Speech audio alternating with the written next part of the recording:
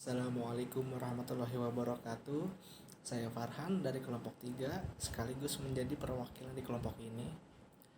Dan beserta anggota lainnya ada Farhan, Yusuf, Ayu, Febi, dan Rima. Dan saya Farhan di sini akan berpresentasi mengenai materi tentang makna.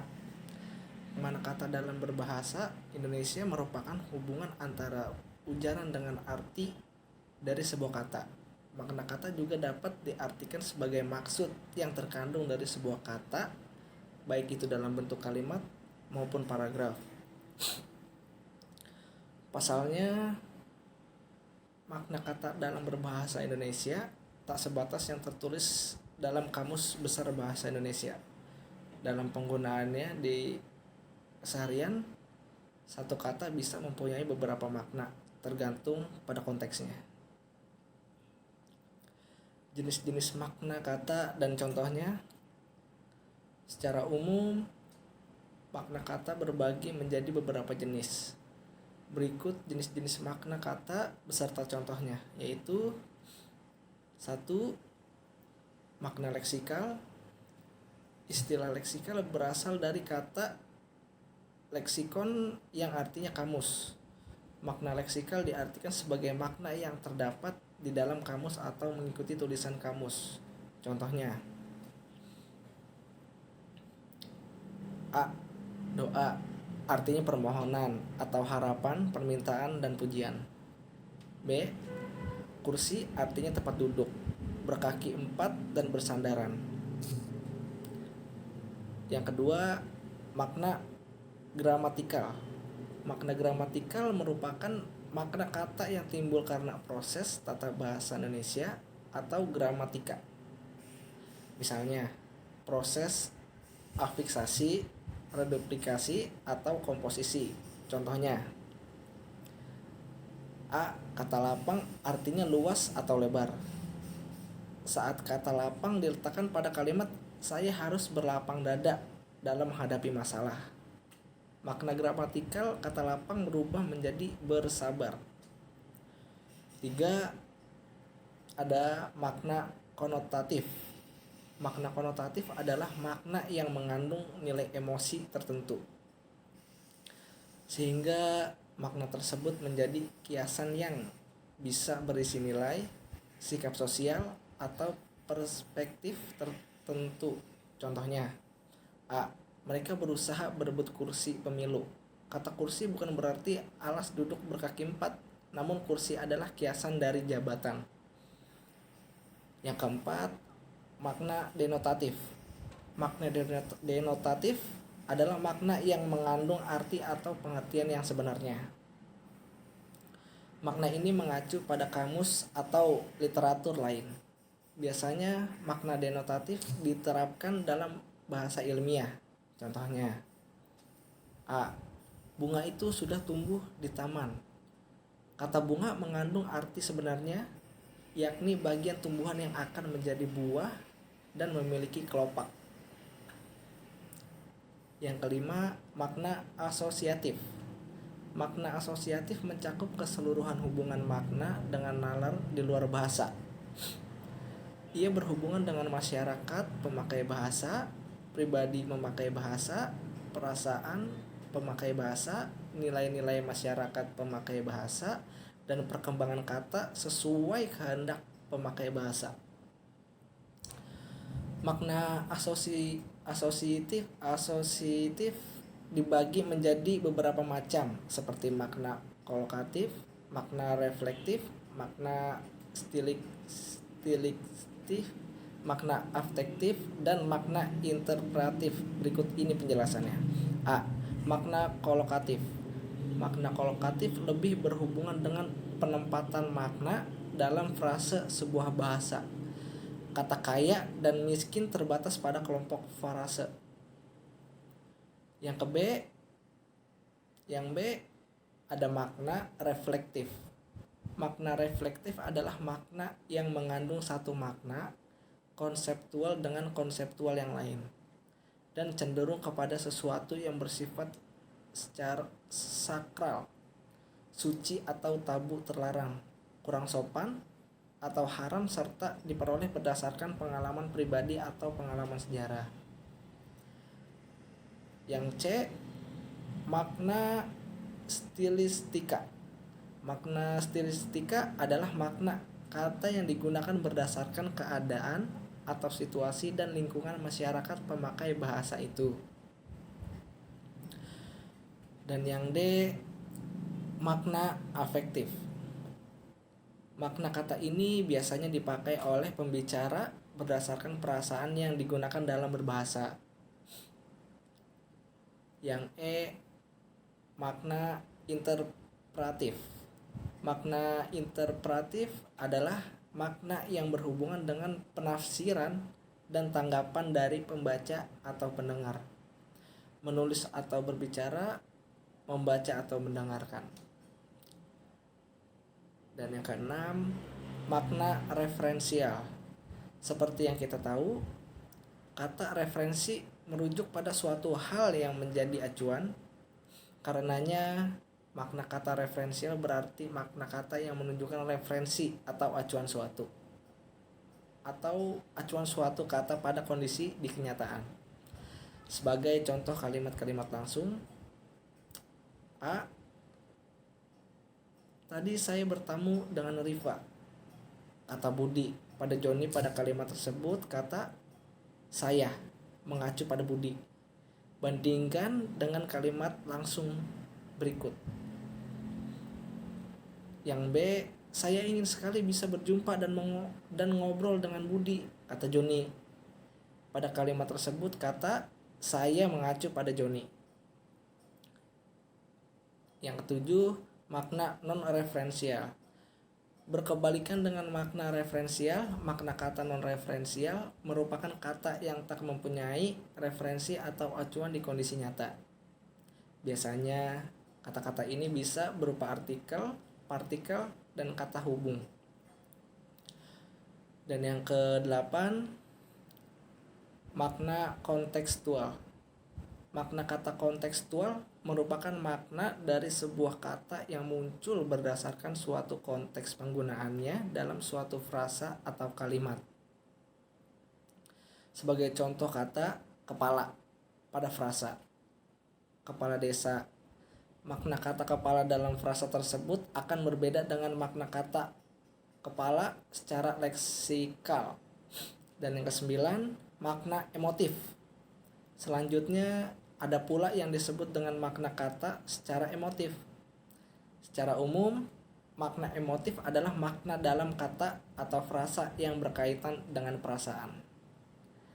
Terima kasih dari saya Farhan, perwakilan dari kelompok 3. Selanjutnya ada sinonim. Sinonim adalah hubungan semantik yang menyatakan adanya kesamaan makna antara satu kata dengan kata lainnya.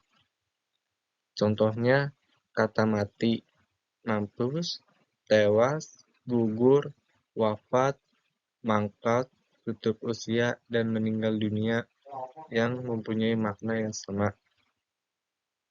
Dan sinonim berasal dari bahasa Yunani kuno, yaitu syn atau syn yang berarti dengan onama yang berarti nama. Selanjutnya ada konteks dalam sinonim.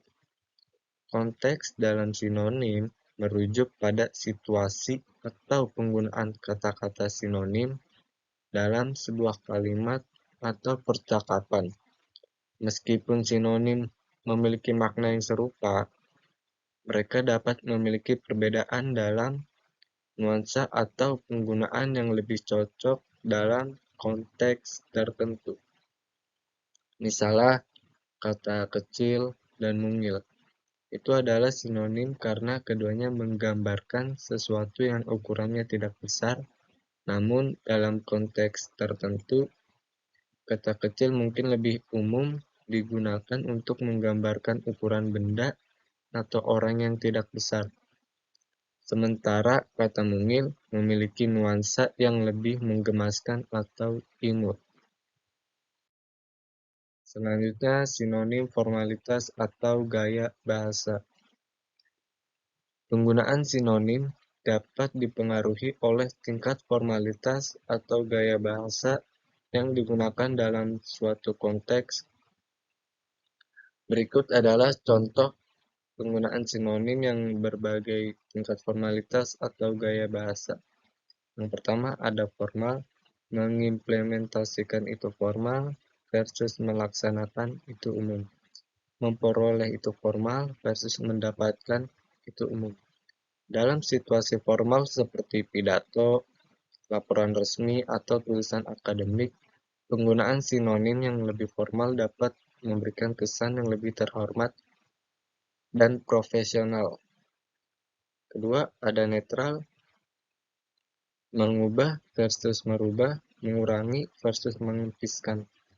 Dalam situasi netral seperti percakapan sehari-hari atau tulisan yang tidak terlalu formal, penggunaan sinonim yang umum atau netral dapat digunakan tanpa memperhatikan tingkat formalitas yang ketat. Ketiga ada informal, ngebacotin versus berbicara banyak, ngasih versus memberikan. Situasi informal seperti percakapan santai dengan teman atau dalam konteks yang lebih santai. Namun penting untuk diingat bahwa pemilihan sinonim harus tetap memperhatikan konteks dan tujuan komunikasi. Dan ini selanjutnya ada contoh sinonim yang memiliki makna yang sama.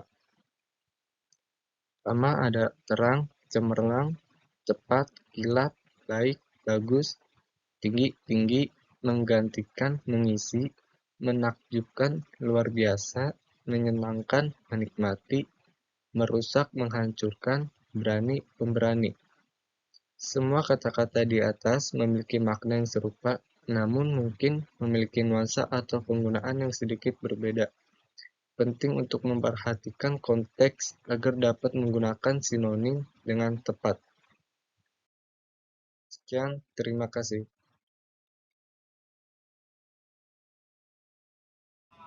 Selanjutnya antonim. Pengertian antonim adalah kata yang maknanya berlawanan. Contohnya kata tinggi dengan rendah, cantik dengan jelek, dan sebagainya. Antonim dibagi menjadi 5 jenis. Yang pertama ada antonim mutlak. Antonim mutlak yaitu perlawanan makna kata yang bersifat mutlak. Terdapat batas mutlak yang membuat makna tersebut saling berlawanan. Contohnya kata hidup dengan kata mati. 2. Antonim kutub. Antonim kutub yaitu perlawanan makna kata yang tidak gradis. Contohnya kata muda dengan tua. 3. Antonim hubungan. Antonim hubungan yaitu perlawanan makna kata yang bersifat relasional. Contohnya kata jual dengan kata beli. 4. Antonim tingkat. Antonim tingkat yaitu perlawanan makna kata yang bersifat hierarkikal. Contohnya kata raja bisa berlawanan maknanya dengan patih, hulu balag, adipati, demag, seril, prajurit, dan sebagainya. 5. Antonim majemuk. Antonim majemuk yaitu perlawanan makna kata yang memiliki banyak kemungkinan. Contohnya antonim kata berdiri. Antonim kata berdiri belum tentu kata duduk. C. Homonim. Homonim adalah kata yang mempunyai persamaan dalam hal penulis dan perafalan namun maknanya berbeda. Contohnya kata yang bisa yang bermakna dapat dan juga bermakna racun. D. Homofon. Homofon adalah kata yang mempunyai persamaan dalam hal pelafalan namun makna dan penulisnya berbeda. Contohnya kata bank dengan kata bank. Keduanya beda dalam hal penulisan namun pelafalan dan maknanya berbeda. Homograf. Homograf adalah kata yang mempunyai persamaan dalam hal penulisan namun dari segi makna dan peraturan berbeda. Contohnya kata apel dan apel pada kalimat Pak Bupati memakan apel sebelum memulai apel. Folismi. Folismi adalah suatu bahasa yang mempunyai beragam makna. Suatu bahasa berarti bisa berupa kata ataupun frasa. Contohnya kata kepala yang bisa bermakna kepala sekolah, kepala manusia, kepala. Selanjutnya, perubahan makna. Makna yang terkandung dalam makna dapat berubah setiap saat. Perubahan itu terjadi karena berbagai faktor seperti perkembangan ilmu teknologi, perkembangan sosial budaya, perbedaan bidang pemakaian, perbedaan tanggapan, proses gramatikal, dan sebagainya. Perubahan makna kata terdapat 6 jenis perubahan arti, antara lain A. Generalisasi. Generalisasi adalah kata yang maknanya sekarang menjadi lebih luas jika dibandingkan makna terdahulunya. Contoh, satu, kata presiden. Dahulu merupakan sebutan untuk kepala negara yang menganut sistem demokrasi. Sekarang kata presiden tidak hanya untuk kepala negara saja, namun orang yang mempunyai saham tertinggi dalam suatu perusahaan pun bisa disebut presiden. 2.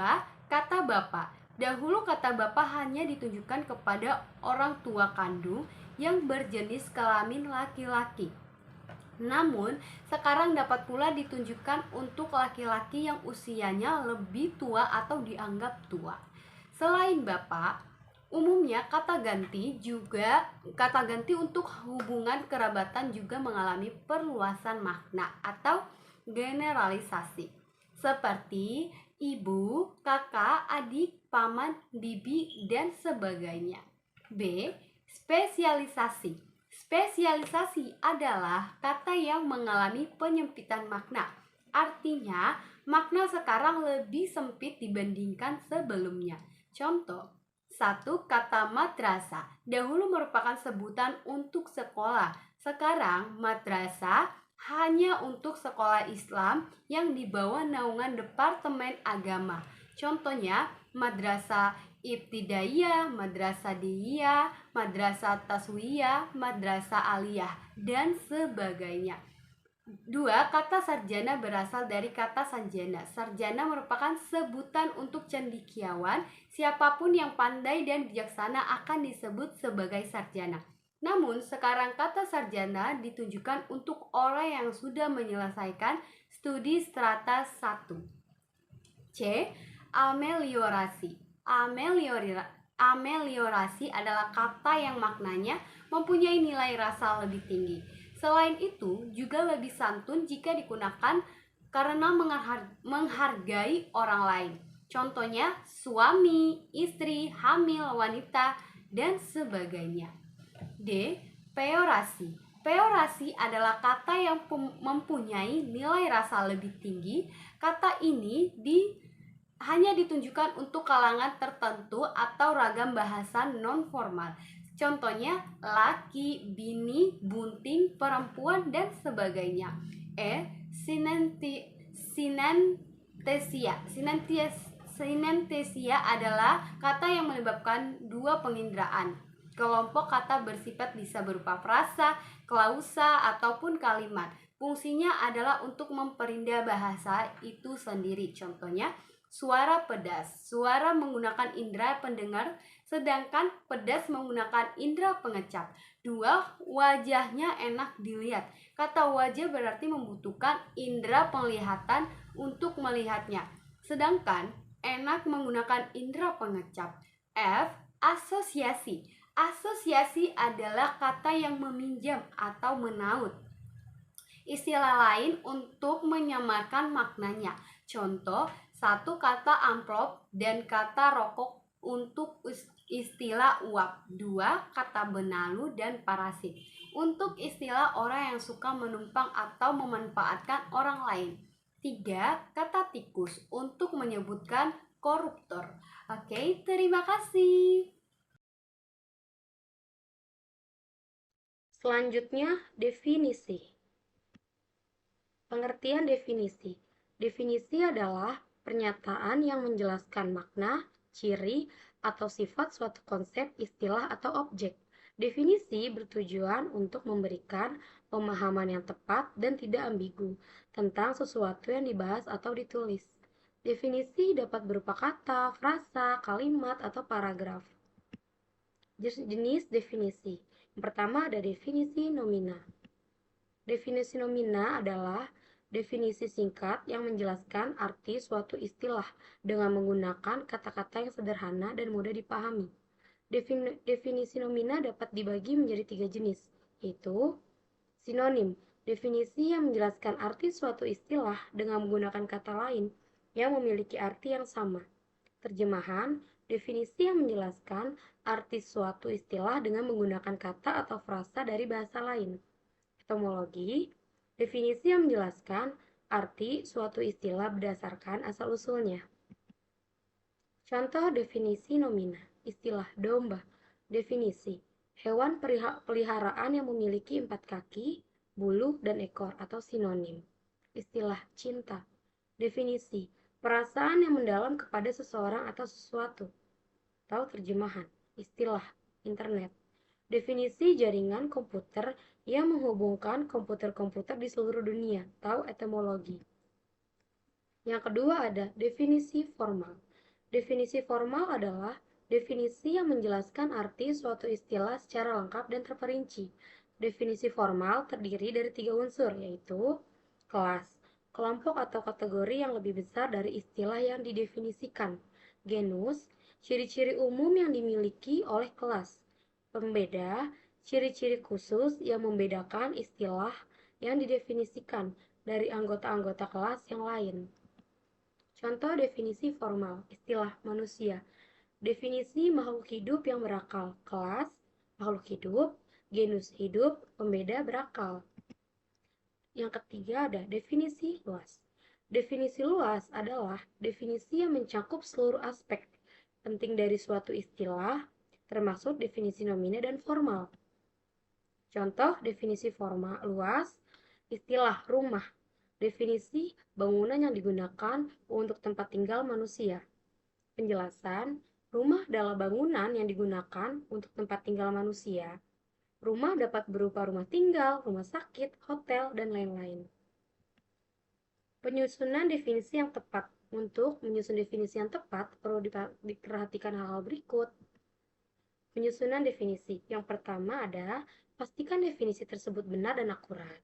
Yang kedua, pastikan definisi tersebut lengkap dan mencakup semua aspek penting dari istilah yang didefinisikan. Yang ketiga, pastikan definisi tersebut mudah dipahami oleh audiens. Kesimpulan dari semua definisi adalah hal yang penting dalam komunikasi dengan memahami pengertian, jenis, dan penyusunan definisi, kita dapat menyampaikan informasi dengan lebih jelas dan efektif. Sekian presentasi dari saya, Rima Budianti. Terima kasih.